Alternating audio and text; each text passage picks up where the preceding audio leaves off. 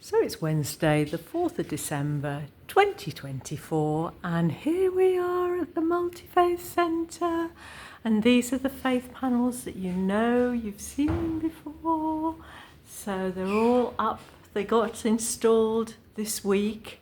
Really pleased how the space so suits it well, and each panel, as you know, is a foot square. So that's the first section. So it's all very nice, neat and tidy. And the next place is where the Tree of Life is, next to a Christmas tree. So this is a quiet space at the Multifaith Centre on the 5th floor of the hospital. And here's the Mosaic. So it's nicely balanced. You can just imagine 2 more panels on either side, one panel on either side.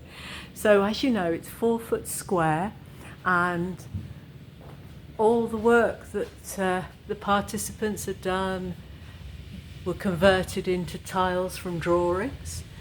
And I used old crockery and 1970s tiles as well, Johnson tiles.